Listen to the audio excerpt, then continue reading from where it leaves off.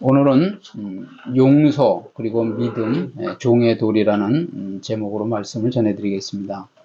1절 보시면 17장 1절 보시면 예수께서 제자들에게 이르시되 실족하게 하는 것이 없을 수는 없으나 그렇게 하게 하는 자에게는 화로다. 그죠? 실족하게 하는 일이 없을 수는 없다고 하시죠. 그러나 있게 하는 자, 실족해 하는 자는 화가 있다. 이렇게 말씀하는 거예요.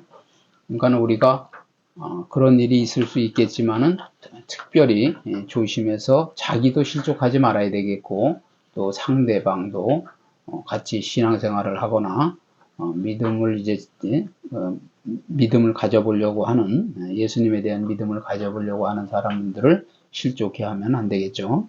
그래서 실족하게 하는 것은 큰 죄라는 거예요. 실족해 하는 것은 원래 새나 짐승을 잡기 위해서 놓는 덫, 그죠? 덫이 있고 또 올무가 있고 또 함정을 파놓는 그런 것을 의미하는 거예요. 본절에서는 스스로 의인이라고 여기는 바리새인들과 율법주의자들, 그죠? 그들이 올바른 신앙생활을 하지 않으면서 외식하는 거죠. 외식은 다시 말씀드리지만은 척하는 거예요. 척. 그러면서 겉모습만 그러니까 거창하게 신앙생활을 하고 속으로는 골마 터진 거예요. 그리고 전혀 예수님의 그러한 뜻과 또 하나님의 말씀에 전혀 부합되지 않는 그런 신앙생활을 함으로써 그때 당시에 오히려 잘 믿으려고 하는 사람들까지도 잘못된 길로 인도하는 거예요. 표본이 잘못됐으니까 저렇게 믿는 거로구나 하고 그 사람들이 막 자기가 의인이라고 자청하고 스스로 자기는 잘 믿는 거, 최고로 잘 믿는 것처럼 하니까 그대로 따라하다가 이제 영혼이 병드는 거죠. 영혼이 병들면 결국은 점점 시름시름 사람도 병이 들면 시름시름 앓다가 죽는 것처럼 영혼이 병들면 우리도 뭐냐면은 올바른 신앙인이 되는 게 아니라 가짜 성도가 되고 그리고 결국은 죽음의 멸망의 길을 향하여서 가게 된다라는 거죠. 그래서 성도들도 죄악으로 가득 찬 이 세상이 죄악으로 가득 찬 세상이에요. 그렇기 때문에 이 세상을 살아가면서 서로 간에 걸림돌이 되면 안 돼. 우리는 교회가 올바른 그러한 뭐냐면 그 부흥이 일어나고 그리고 올바른 성장이 일어나려면 걸림돌이 되는 성도가 되면 안 되겠죠. 그죠? 도움이 돼야 된다. 도움이 돼야 된다는 것은 서로 밀어주고 끌어주고 그죠? 조언해주고 그렇게 하면서 영적인 지식을 또 가르치고 이렇게 하면서 서로가 장성한 믿음이 되고 성장을 해야 된단 말이죠. 그래서 그렇게 되기 위해서는 우리가 늘 주의해야 돼. 주의를 해야 되고 또 피차 주의해야 돼. 혼자만 주의해서 되는 게 아니라 그리고 덕을 세우는 일을 해야 돼. 덕. 그래서 로마서 14장 19절에 그렇게 이제 말씀하고 있잖아요. 덕을 세우는 일에 힘을 써라. 화로다. 여기서 화로다 그러잖아요. 여기에서 화는 재난이란 그 바다에 던져지는 것, 죽음보다도 그죠? 연자맷돌을 목에 메우고 그리고 바다에 던져지면 죽겠죠, 그죠? 단순한 그냥 그런 육적인 그런 목숨, 육적 목숨만 끊어지는 것이 그런 것을 말하는 것이 아니고 영원히 타는 불 속에, 그죠? 지옥의 고통에 그런 그 고통을 당하는 형벌을 당하는 그런 것을 말하는 거예요. 그런 화가 있다라는 거예요. 실족해 하는 자에게는. 그러니까 우리가 얼마나 뭐냐면 조심해야 되겠죠. 말조심을 해야 되겠죠. 첫째는 살인은 뭐 꼭 칼로 찔러 죽이는 것만이 살인이 아니고 말로 이제 사람을 실족해 하는 거죠.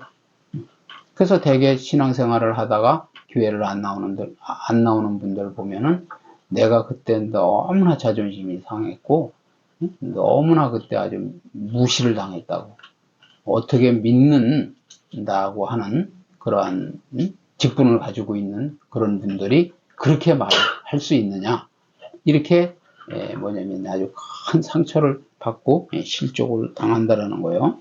그래서 이러한 형벌을 받을 사람들은 뭐냐면 첫째, 그리고 또 이제 우리가 살펴보면 첫째, 믿음이 지극히 연약한 그리스도인, 그죠? 교회에 나오긴 나왔어. 그런데 이제 막 믿음 생활을 하려고 하니까 잘 모르겠어요.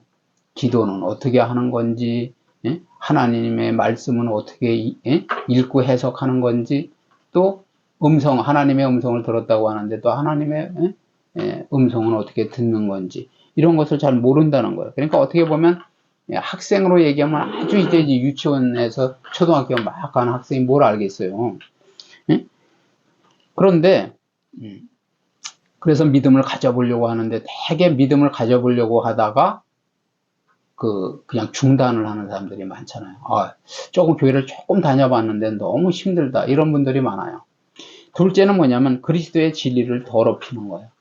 우리가 잘 분별을 해야 되는 게 뭐냐면, 여러분들이 신앙생활을 잘하는 것도 중요하지만, 오래 하는 것도 중요하지만, 정말 뭐냐면 무엇이 참 진리고 어떤 것이 이단 사설인가, 그러니까 비진리인가, 성경에서 말씀하지 않는 진리인가를 분별해내야 돼요. 그래야지 그것이 믿음이 되는 거예요. 그래서 진리를 더럽히고 제자들의 마음을 근심하게 하는 거예요. 근심하게 한다는 것은 뭐냐면은 자유가 없는 거예요. 자유와 평안이 없는 거예요. 당신들은 그렇게 믿어가지고는 구원을 못 받는다. 지금 뭐냐면 그거는 진리가 아니다. 거꾸로 원래 그게 진리인데 그게 진리가 아니다고 하면서 근심을 자꾸만 일으키게 하는 거예요. 그러니까 사람들이 이제 몇 년을 다니다가도 넘어가죠. 넘어가는 이유가 뭐겠어요? 올바른 진리를 깨달은 사람은 목숨을 걸고 안 넘어가죠. 그런데 모르니까 넘어가는 거예요. 모르니까. 거기가 가짜가 진짜 같아 보이니까, 정말로 아무리 봐도 거기가 진짜 같으니까 가는 거라. 그게 뭐냐면 유혹하는 거예요. 근심하게 하고 유혹하는 거란 말이죠. 그런 자들이 결국 실족을 시키고 있는 거라는 거예요. 그리고 그런 자들에게 화가 있다는 거예요. 지옥의 형벌이 있다는 거예요. 세 번째는 뭐냐면 비방함으로써, 그죠? 교회에서도 뭐냐면 아무것도 안 하는 사람은 별로 뭐냐면 비방을 안 받아요. 그런데 봉사를 열심히 하거나 믿음 생활을 잘 하려고 하는 사람에게 뭐냐면은 그 봉사를 못 하도록 약화시킨다는 거지. 말로. 저 혼자 너 얼마나 잘났냐? 그렇게 너만 혼자 잘 믿냐? 그러면서 이 사람들이, 여러분들이 정말 뭐냐면 잘해야 되는 게 뭐냐면, 내가 똑같은 성도야. 그런데 나 하나를 세 사람, 네 사람, 다섯 사람이 똑같이 정죄할 때, 잘못 믿는다고 할 때 보통 믿음을 가지고는 다 넘어지게 돼 있어. 다 흔들리게 돼 있다고. 그래, 내가 잘 틀렸나? 이렇게 될 수 있어요. 올바른 진리를 깨닫지 못하면. 그런데 하나님이 역사하시면 그 마음에 단단하게 뭐냐면 확신을 주시고, 아니야, 너는 올바른 길을 가고 있는 거야. 그러한 뭐냐면은 세미한 여러분들이 인도를 받을 수 있으면 그때는 사람을 두려워하지 않는다. 그래서 여기도 보면은 뭐냐면 봉사를 약화시키고 하나님의 백성의 마음을 슬프게 하는 거. 슬프게 하는 자들이 결국은 지옥의 형벌을 받는다. 화가 있고 그들이 실족해 하는 자다. 지금 오늘 그렇게 말씀하고 있는 거예요. 자, 2절 보시면 그가 이 작은 자 중에 하나를 실족하게 할진대 차라리 연자 맷돌이 그 목에 매여 바다에 던져지는 것이 나으리라, 이렇게 말씀하고 있어. 응? 얼마나 무서운 말이에요. 연자 맷돌이 그 목에 매여서 바다에 던져지는 것이 나으리라. 살아있는 것보다 죽는 게 낫다 이거야. 그렇게 신앙생활을 할 바에는 남을 실족시켜가면서 내가 교회에서 나는 잘 믿는다 하면서 이 세상에 살아 있어야 될 이유가 없다는 거예요. 죽는 게 오히려 낫다고 그러잖아요. 그래서 이제 막 믿음의 문턱에 들어선 새 신자들은 되게 연약하고 흔들린다는 거죠. 뭐가 뭔지 몰라요. 전혀 몰라. 교회 와서. 응?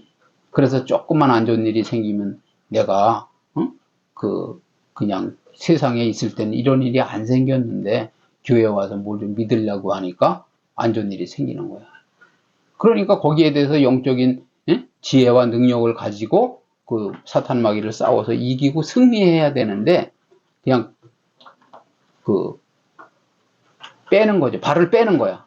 안 되겠다. 나는 그냥 이렇게 그냥 살던 대로 살아야지. 아, 교회 가더니 이런 안 좋은 일이 생기고 그렇게. 그런데 거기에서 우리가 뭐냐면 믿음의 성도가 도와주지는 못하고 오히려 더 실족해 하는 거죠. 정지하는 거야. 모르니까 그렇지. 그것도 몰랐냐. 이러면서 막 그냥 혼만 내키는 거죠. 정죄만 하고 험담만 하는 거야. 그리고 여기 보면은 믿음이 연약한 상태이기 때문에 이단 사설이 뭐예요? 결국은 사람을 교주를 만들어 가지고 하나님처럼 만드는 거예요. 그래 가지고 하나님의 말씀은 제쳐놓고 그 말을 더 이단 교주가 한 말이나 그쪽에 그 이론이 있을 거 아니에요. 이단 사설이라는 게 결국은 그 이단이 자기네들만 주장하는, 특별히 주장하는 그러한 그 논리를 가지고 결국 믿음 생활을 잘 하려고 하는 사람들을 심령을 도둑질하는 거죠. 빼앗는 거예요. 그러니까 이게 보통 축복이 아닌 거야. 진리를 깨달을 수 있다라고 하고 거기에 대해서 내가 확신을 가지고 담대함을 가질 수 있다는 건 보통 축복이 아니라는 거예요. 그죠? 그런데 되게 몇십만 명이나 되는 그런 사람들이 다 한 평생을 허비하면서 여러분들이 잘 그런 매체를 잘 접해봐요. 거기에 빠져들라는 말이 아니야. 절대 거기 빠지면 안 되지. 그렇지만은 뭐냐면은 여러분들이 거기서는 우리와 무엇을 다르게 가르치는지를 분별해낼 수 있어야 된다는 거예요. 그래서 이단 사설을 가지고 그렇게 실족시키고 또 복음 안에서 누리는 자유에 의해서 복음 안에서 누리는 자유에 의해서도 그러니까 잘못된 그러한 이제 우리가 너무 율법주의에 찌들다 보면은 복음 안에서 진리 안에서 뭐냐면 자유를 누린단 말이에요. 아, 나는 평안하다. 왜? 여러분들이 잘 생각해야 되는 게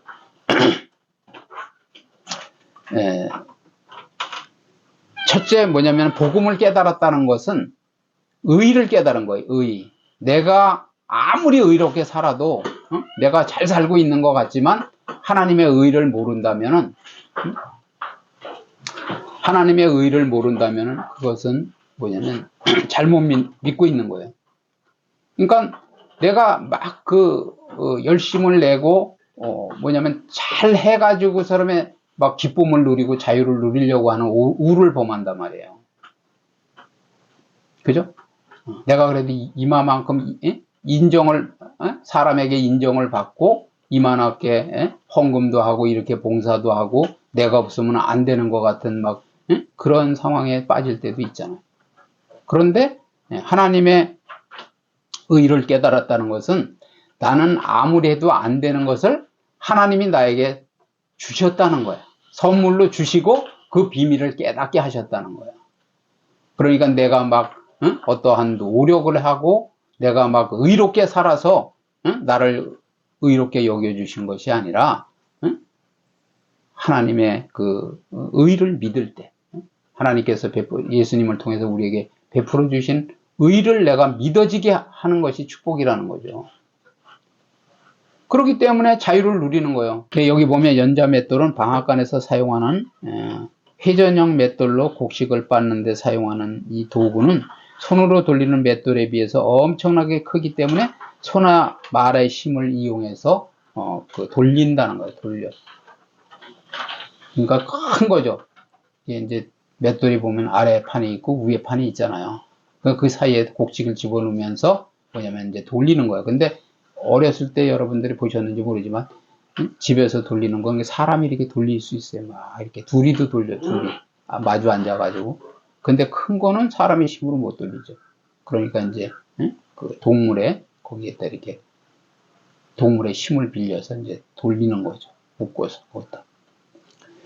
그렇게 큰 맷돌을, 사람의 목에다 매어서 실족시킨 자에게 그 바다에 던지는 것이 낫다. 이렇게 말씀하는 거예요. 3절 보세요. 너희는 스스로 조심하라. 만일 네 형제가 죄를 범하거든 경고하고 회개하거든 용서하라. 죄를 용서해 주는 것은 의무라는 거예요. 의무. 자신도 실족되거나 실족해 하지 않도록 항상 자신을 살피는데 전력을 다하라는 그런 의미가 있다라는 거죠. 마태복음에 보면은 공동체의 어느 한 형제 혹은 자매가 죄를 범하면 1차적으로는 한 사람이 죄를 지은 당사자만 상대에게 권고하는 거예요. 상대하여서 권고한단 말이에요. 그리고 2차적으로는 두세 사람이 권고케 한다는 거예요. 그래도 안 되는 경우에는 교회에 말하고 교회의 말도 듣지 않는 경우에는 이방인과 같이 세리와 같이 여기라는 거예요.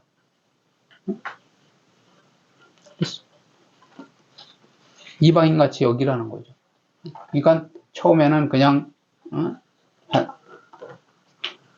개인이 상대해서 한 사람이 상대해서 조용히 타이르고 그래도 말을 안 듣거든 이제 정인을 세우는 거예요. 정인. 두세 사람이 한다는 건 정인을 하는 거예요. 정인.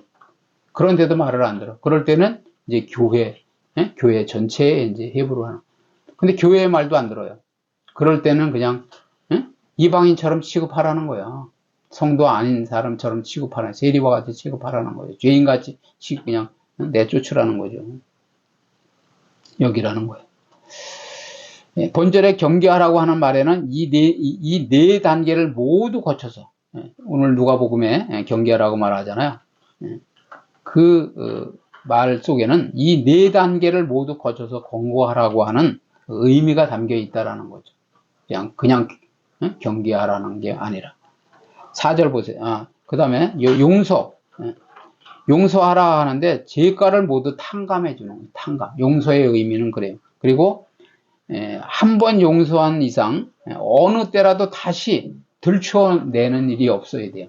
다시 그러한 비슷한 케이스가 생기고 화가 나더라도 그걸 다시 지난 과거 용서해 주었던 것을 다시 들춰내 가지고 막 다시 제로나 하면 안 된다라는 거예요. 그것이 용서라는 거, 용서의 참된 의미라는 거죠. 4절 보시면 만일 하루에 7번이라도 내게 죄를 짓고 7번 내게 돌아와 내가 회개하노라 하거든 너는 용서하라 하시더라. 참 우리가 얄밉잖아요. 그죠? 한 번 용서해 줬어요. 그런데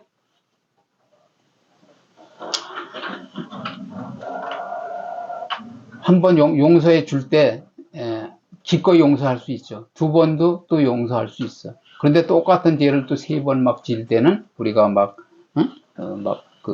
용서 안 하려고 하는 그런 게 있잖아요. 그런데 여기 보면 형제의 범죄를 보고도 이를 또 보면은 형제의 범죄를 보고도 이를 묵과하는 것은 마음으로 그에 대한 무관심이에요. 무관심. 교회 안에서도 아까 왜 그렇게 처음에는 한 사람이 상대하고 그 다음에 이제 두세 사람이 이렇게 또 권면을 하고 경계하고 경책하라고 말을 했느냐면은 결국은 뭐냐면 무관심하지 않기 위해서 그것이 무관심하지 않는 거라는 거죠. 그리고 소외시키지 않는 그런 결과가 된다라는 거. 그러므로 범죄를 볼 때는 경계하면서 경책해야 된다라는 거죠. 아이들도 그래요. 제가 항상 사랑도 중요하지만 무관심하고 가만 놔두는 것은 그게 사랑이 아니에요. 하나님께서도 뭐냐면 사랑하는 그 자녀를 뭐냐면 징계한다고 그래요. 징계. 사생자는 버린 자식이야. 그냥 잘 되든 말든 그냥 방치하는 거란 말이에요. 내어버려 두사라는 말이 정말 무서운 말이에요. 그래서 그 성도들의 의무 중 하나는 죄인을 권면하는 일에 속한다라는 거죠. 죄인을 보면은 권면을 해야 돼. 그 다음에 죄 지은 자를 비판하고 정죄하기는 쉬워요. 누구나. 왜 사람들이 자꾸만 뭐냐면 실족하게 되느냐면 정죄만 하기 때문에. 거기에 대해서 어떤 해결책을 알려주고 사랑으로 감싸 안아주고 지도해 주지는 않고 뭐냐면 정죄만 한단 말이에요. 그러나 예수님은 죄에 대한 무한정한 용서를 요구하신다는 거죠. 우리는 그러한 그 요구를 무한정한 용서를 요구하셨는데 그것을 기억하면서 성도들은 용서의 생활을 실천해 나가야 된다는 거죠. 마태복음 6장 14절 15절 크게 읽어보시겠습니다. 너희가 사람의 잘못을 용서하면 너희 하늘 아버지께서도 너희 잘못을 용서하시려니와 너희가 사람의 잘못을 용서하지 아니하면 너희 아버지께서도 너희 잘못을 용서하지 아니하시리라. 우리의 잘못을 용서하면 천부께서 우리의 죄를 우리의 과실을 용서해 주신다라. 주기도문에도 있잖아요. 그런 것처럼 우리가 용서가 필요한 존재이기 때문에 우리도 용서를 해야 된다라는 거예요. 자, 6절 보시면 주께서 이르시되 너희에게 겨자씨 하나일 만한 믿음이 있었더라면 이 뽕나무더러 뿌리가 뽑혀 바다에 심기어라 하였을 것이요 그것이 너희에게 순종하였으리라 이렇게 말씀하잖아요. 사도들은 예수님께 자신들의 믿음을 더해 줄 것을 요구하였어요. 예수님은 그들에게 겨자씨 하나일 만한 믿음이 있었더라면 뽕나무를 바다에 옮겨 심을 수 있다고 말씀하셨다라는 거죠. 겨자씨는 지난번에도 우리가 살펴보았지만 정말 이렇게 눈에도 잘 보이지 않을 만한 그런 크기인데 그것을 심으면 결국 나무처럼 자라서 결국은 새가 깃들일 만큼 큰 그런 크게 자란다라는 거죠. 우리 믿음도 그렇다는 거예요. 그러니까 큰 믿음이 있고 작은 믿음이 있어요. 그렇지만은 더 중요한 것은 뭐냐면 믿음이 있느냐 없느냐 그게 중요하다는 거예요. 그래서 만약에 그러한 믿음이 있다면 정말 그 주님의 그런 그 의를 우리에게 베풀어 주신 공로와 그 대속의 은혜를 믿는 믿음 그리고 그 말씀이 믿어지는 믿음이 있다면 그렇다면 우리가 형제를 용서할 수 있다는 거예요. 믿음이 있어야 하는 거예요. 그렇지 않으면 믿음이 없기 때문에 결국은 뭐 막 정죄만 하는 거고 뭐 말씀이고 뭐고 그냥 다 집어치우고 이건 절대 안 되는 거다. 자기가 하나님 되는 거죠. 그때부터는. 이건 도저히 뭐 그냥 심판해야 된다. 그냥 법대로 처리해야 된다. 막 이러면서 그냥 그 자기가 모든 그 정죄의 잣대가 되는 거예요. 그래서 그 작은 믿음이라도 가지고 있다면 그 믿음을 통해서 하나님의 놀라운 이적을 체험하게 된다라는 거죠. 우리. 그러니까 믿음이 얼마나 중요한 거냐. 교회를 다녔는데 정말 뭐냐면 그 자기 방식대로 믿다가 그냥 낙심하는 사람들이 너무 불쌍한 거예요. 참된 여러분들이 복음을 다 깨닫지 못한다고 하더라도 복음을 깨닫고 믿고 그리고 점점 뭐냐면 믿음이 있어야 그 믿음이 그 자라서 성장을 해가지 않느냐는 거예요. 너희 중 누구에게 자 7절, 8절, 9절, 10절까지 읽어보시겠습니다. 너희 중 누구에게 밭을 갈거나 양을 치거나 하는 종이 있어 밭에서 돌아오면 그들어 곧 와 앉아서 먹으라 말할 자가 있느냐? 그리어 그들은 내 먹을 것을 준비하고 띠를 띠고 내가 먹고 마시는 동안에 수종 들고 너는 그 위에 먹고 마시라 하지 않겠느냐? 명한 대로 하였다고 종에게 감사하겠느냐? 이와 같이 너희도 명령받은 것을 다 행한 후에 이르기를 우리는 무익한 종이라 우리가 하여야 할 일을 한 것뿐이라 할지니라. 그죠? 고대 사회의 종은 주인의 재산과 같은 존재예요. 재산. 그러니까 그 자신이 주인의 소유이므로 모든 것이 주인의 것이 되는 거예요. 주인의 배려로 살아가게 된다라는 거죠. 그러므로 종은 무조건 주인을 위해서 일해야 한다라는 거.